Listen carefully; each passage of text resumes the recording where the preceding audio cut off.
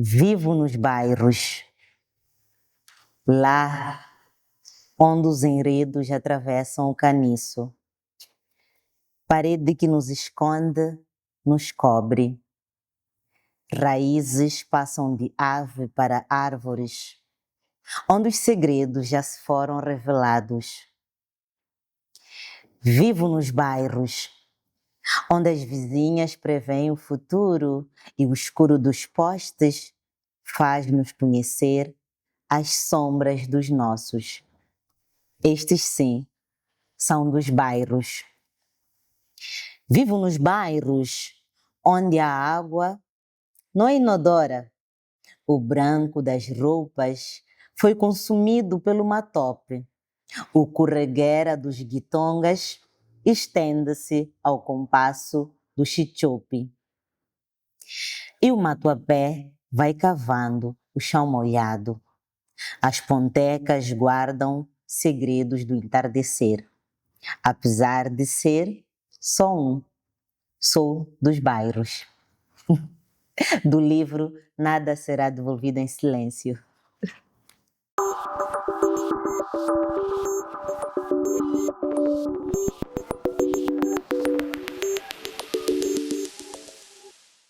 Sou Eliane Debos e com alegria recebemos na Universidade Federal de Santa Catarina a escritora moçambicana Enia Lipanga.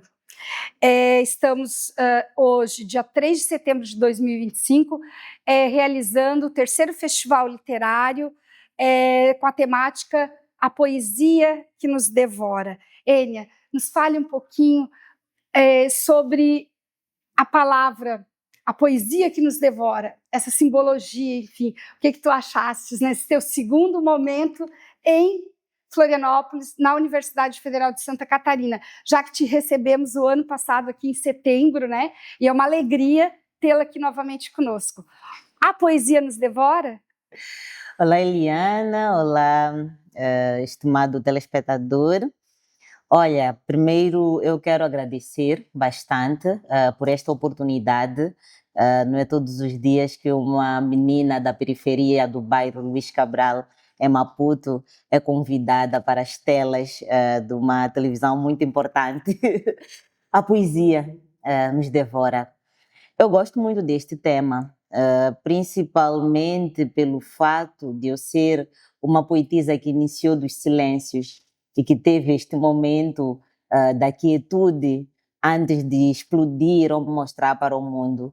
A poesia me devora, a poesia nos devora, a poesia nos consome ao mesmo tempo que a consumimos. Então, este verso ele acaba trazendo também este duplo sentido daquilo que pode nos devorar, mas também daquilo que nós podemos consumir. Afinal de contas, a poesia também é nosso alimento, é aquilo que nos alimenta a alma. Eu acho que é isso que eu tenho, que eu sinto quando ouço esse tema, que é um tema bastante importante e é muito bom poder estar nesta programação dentro da universidade. Então, ao falarmos sobre essa menina, né, da periferia e que publica em Moçambique, o que é publicar em Moçambique, Enia? É uma pergunta intensa. Eu tenho uma experiência de publicação um bocadinho triste, porque desde muito cedo eu nunca imaginei que fosse publicar um livro. Eu nunca sonhava com este espaço. Para mim, a publicação de um livro é um espaço muito privilegiado. E principalmente porque eu não via naquela época mulheres da minha idade a publicarem um livro ou a estarem dentro daquilo que era o meio da literatura. E depois também, permitam-me partilhar isso, eu sofri um assédio sexual bem criança, quando eu ainda estava a tentar entrar no mundo da literatura. Então isso fez com que eu sentisse que aquele espaço não me pertencesse.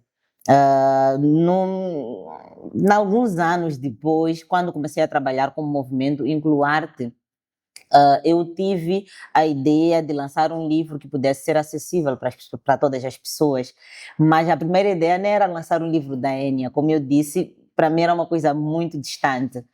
Foi quando o Elcídio Bila, que é o editor de uma editora pequena que trabalha com cartão, que é deste livrinho aqui, Ele me propôs lançar um livro que fosse de baixo custo e que fosse alcançável, acima de tudo. Eu nunca imaginei lançar um livro convencional e tal. E eu lancei, este foi o primeiro livro impresso meu, e também é o primeiro livro que nós costuramos, então é um livro que eu carrego para todos os lugares, com todo carinho, com todo amor. Já está bem velhinho, mas é um livro que carrega muito a minha história de publicação. Eu comecei publicando este livro.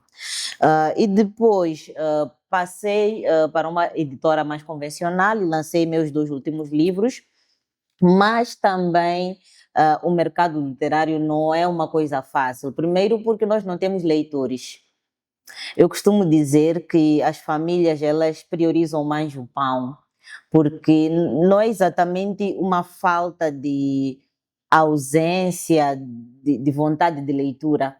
Muitas vezes é a falta do livro mesmo. Nós temos sérios problemas em Moçambique, deves saber. Nós temos problemas do livro escolar.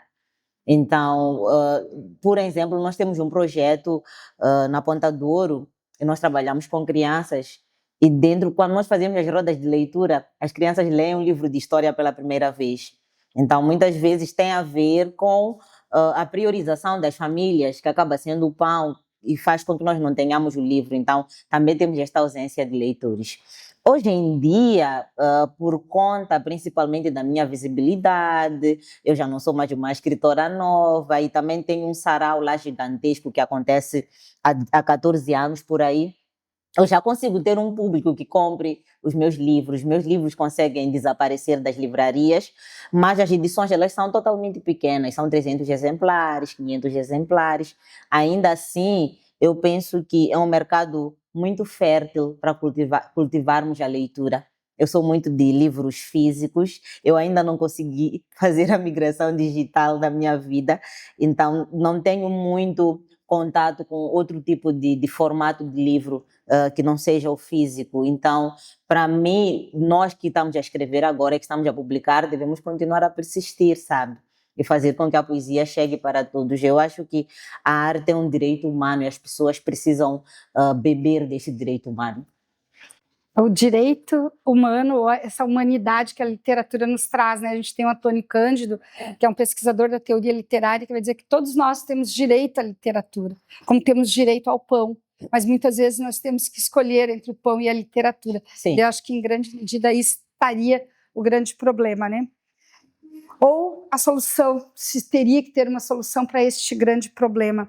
Ênia, conte para nós um pouquinho assim, dessa tua segunda vinda ao Brasil, porque tu está passando aqui por Florianópolis, pela UFSC, mas tem toda uma trajetória que vai acontecer, um trajeto, né, uma cartografia, que vai passar por Rio, São Paulo, vai estar com Conceição Evaristo. Então, conte um pouquinho aí desses convites para voltar ao Brasil, né? Então, às vezes a gente sabe que tem alguns escritores que levam 2, 3 anos, 5 anos para retornar, né? Da primeira viagem à segunda.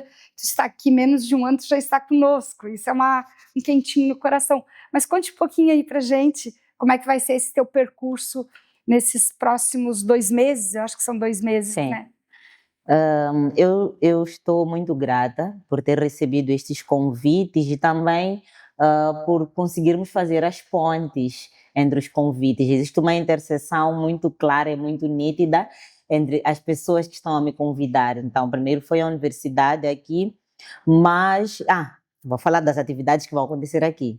Vamos ter o lançamento do meu último livro, vamos ter também a reposição de uma performance, que é o Com Quantos Paus se Faz Uma Carreira. E daqui eu vou para São Paulo, porque tenho lá uma palestra, vou participar de um congresso de educação muito importante e vou palestrar um pouco sobre a situação da educação, principalmente para as meninas dentro do nosso Moçambique. Depois tenho uma residência com Conceição, onde vamos desenvolver, vamos dar a continuação, na verdade, do desenvolvimento de um artigo que estamos a escrever em conjunto, e também vou fazer algumas oficinas lá em São Paulo. Então, é um caminho bem traçado e que vai ser muito bem percorrido, principalmente por ter acolhimentos muito bonitos, tal como eu estou a ter aqui na universidade. Ênia, Tu trouxe aqui as 2 ações, né, que vai estar fazendo aqui na UFSC, são muito mais que 2, porque a gente vai estar nesse contato, contato com professores, né, mas traz um pouquinho da tua performance, nos explica um pouco, tu poderia dar aí um spoiler dessa performance, quantos paus se faz uma carreira, porque o nome já é super sugestivo, né? Bom, embora o nome seja sugestivo, é uma das performances mais tristes que eu tenho, porque digo nós porque é toda uma equipa que trabalha para esta performance, nós trouxemos ao palco as histórias da trajetória da mulher, mas desde criança. Então, trouxemos desafios como assédio sexual no trabalho, mas também desafios antes desta menina chegar à escola, que são os desafios que nós temos dentro das nossas casas, dentro daquilo que são as normas sociais, principalmente as normas sociais nocivas que acabam vedando a menina para alguns espaços.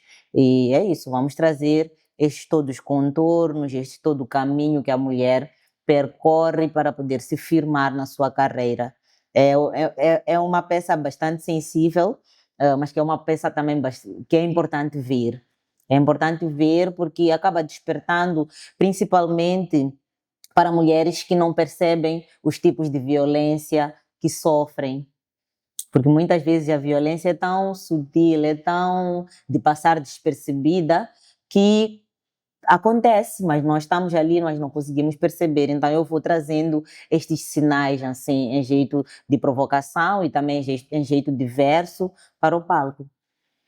Então, estamos aí convidando às 19 horas e depois, de repente, a gente faz uma gravação posteriormente. Quem quiser assistir, né, está convidado também para assistir posteriormente. Queria, Enia, também trouxeste o lançamento do livro, além da performance. Então, é o teu primeiro livro publicado no Brasil. Então, nada será devolvido em silêncio. Tá quentinho, saído do forno. Recebemos hoje, novinho. né? Então, assim, fala um pouco sobre esse livro e qual a sensação de ter um livro, então, publicado no Brasil, né? Porque até então os teus livros estavam lá do outro lado do mar. Eles não conseguem atravessar em grande quantidade. Sim. Essa foi uma preocupação. Então, nos diga qual é a experiência assim, de ter o livro, e já de imediato agradeço à editora Cruz de Souza, ao seu editor Fábio Garcia, por ter aceito, né, essa grande, eu acho que vai me faltar as palavras, mas o grande desafio, vou usar uma palavra bem popular, né, mas um grande desafio é publicar um livro também em tão pouco tempo, porque a ideia era que nós tivéssemos o livro quando tu estivesse aqui. Então, eis o teu livro, Enia. Nada será. E está quente mesmo. Está quente nas minhas mãos.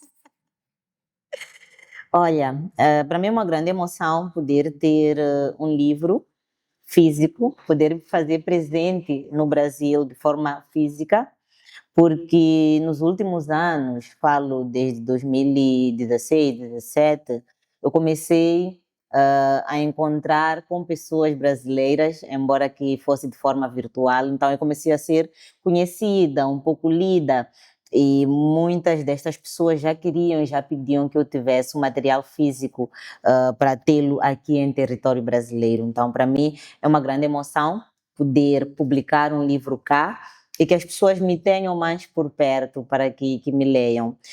Foi uma experiência muito boa, muito forte, principalmente por trazer aqui aquilo que é o olhar de um Moçambique que poucas pessoas têm acesso. Então, eu trouxe aqui algumas histórias de Moçambique real, mas também trouxe aqui as mulheres de Moçambique. Então, gosto muito desta brincadeira e principalmente deste título da devolução, e que nós consigamos fazer uma devolução imediata, que a gente não retenha e não contenha conosco tudo que nós precisamos responder no momento, que não fique preso assim dentro de nós. Este é o grande conselho que eu trago através de um livrinho. É um livrinho, porque eu acho que dos meus livros é o menorzinho, né? Mas eu acho que a grandiosidade deste livro está também por ter muito de Moçambique aqui dentro. Então vale muito a pena. Eu estou muito grata à editora Cruz de Souza, à Eliane por esta recepção e também por terem aceito este desafio. E há muitas outras pessoas aqui, há muita gente que Sim. correu para que nós conseguíssemos realizar este sonho. Então, em vários momentos da tua fala, tu traz essa Enia escritora, mas a Enia ativista também, ativista social, em defesa do direito das meninas, das mulheres, não só direito à palavra literária, né? Sim. Então, assim, queria que, para a gente ir encerrando assim, a nossa fala, mas o quanto que a palavra poética ela contribui também para esse teu ativismo e para tudo que tu faz também, para além da palavra em Moçambique, né? Mas para trazer aí essas cenas de brutalidade, né? E contra as mulheres, então o feminicídio, enfim, queria que tu falasse um pouquinho sobre isso para a gente ir encerrando. Eliane, é um ponto muito, muito importante. Eu penso que a arte tem este papel de fazer e trazer algumas revoluções para a sociedade.